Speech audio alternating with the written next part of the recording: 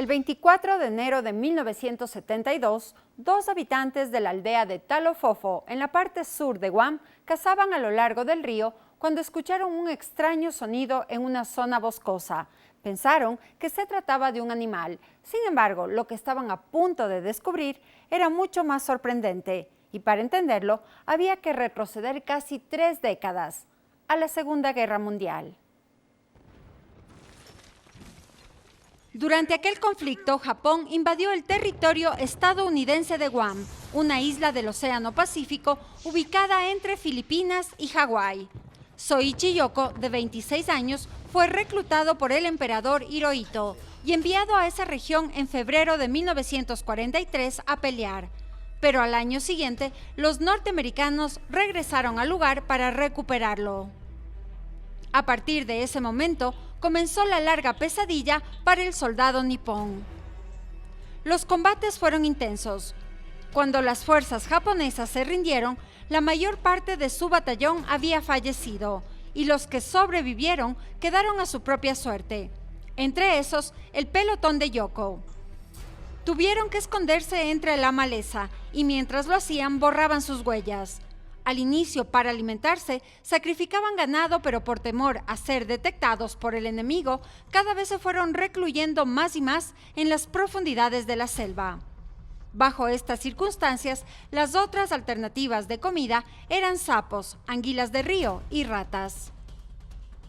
También cavaron un refugio subterráneo con un túnel interno donde ocultarse, sostenido por fuertes cañas de bambú. Yoko aprendió a tejer ropa con fibras de cáscara de coco. También hizo sandalias, implementos de costura, utensilios y cantimploras. Sus habilidades eran innatas, pues fue criado en una aldea agrícola cerca de la ciudad de Nagoya, en el centro de Japón, y antes de ingresar al antiguo ejército imperial, se había dedicado a la sastrería. Mantenerse ocupado le ayudaba a no pensar demasiado en su situación y en su familia, que había perdido la esperanza de volver a verlo con vida. El tiempo pasó. El grupo de soldados japoneses se fue reduciendo.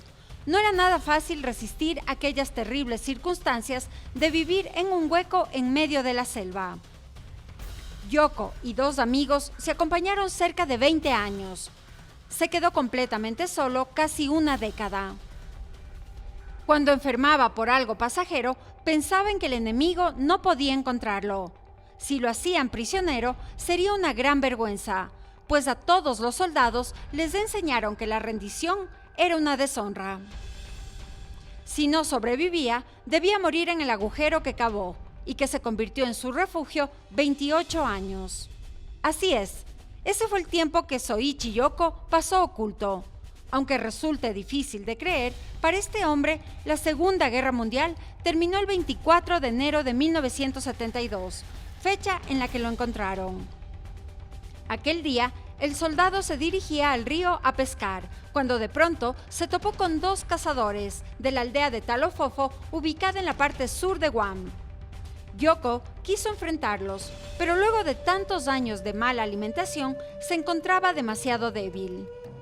Los hombres armados con rifles lo llevaron hasta una comisaría para que relatara su historia. En el trayecto, el soldado pedía que lo mataran antes de que lo hicieran prisionero. Declaró que a los 10 años de vivir solo en la jungla, encontró unos folletos entre la maleza y se enteró que la guerra terminó, pero él no estaba dispuesto a rendirse jamás en honor a su emperador. Tras su hallazgo, funcionarios del gobierno japonés volaron a la isla para repatriarlo. El soldado rezagado llegó a Japón con 57 años de edad. Causó una verdadera conmoción y fue recibido como un héroe. Cuando arribó a su aldea, visitó la tumba familiar en el cementerio, que tenía incluido su nombre. Estaba registrado que él había muerto en Guam en 1944. La ceremonia de bienvenida fue televisada en todo el país. Lo entrevistaron en todos los medios de comunicación posibles y fue invitado a varias universidades para dar conferencias. En aquellas presentaciones contaba que el día que lo encontraron le invadió el pánico, pues creía que su vida corría peligro. Que sobrevivió con nueces, mangos, papaya, camarones, caracoles, ratas y ranas. y que en su refugio guardaba ropa, herramientas, armas y municiones. Siempre mantuvo con él su equipo militar, como la tijera con la que se cortaba el cabello. Su vida fue muy dura, triste y solitaria, y aunque su país natal lo recibió con los brazos abiertos, él nunca se sintió cómodo en la época moderna. Escribió sus memorias 2 años después de haber regresado. Por un tiempo incursionó en la política, pero luego se dedicó al campo. El último soldado volvió varias veces a la isla de Guam junto a su nueva esposa, pues mientras envejecía, lo invadía un fuerte proceso de nostalgia. Los últimos años de su vida sufrió Parkinson y llegó a estar hospitalizado por depresión. Se publicó un libro en inglés de su biografía en 2009. Algunas de sus principales posesiones, como las trampas para anguilas, se exponen en un pequeño museo de la isla. Murió en 1997 a los 82 años de un ataque al corazón. La noche del deceso, una multitud le ofreció un último homenaje al soldado que nunca se rindió y que no manchó el honor del ejército imperial a pesar de que la guerra ya había terminado.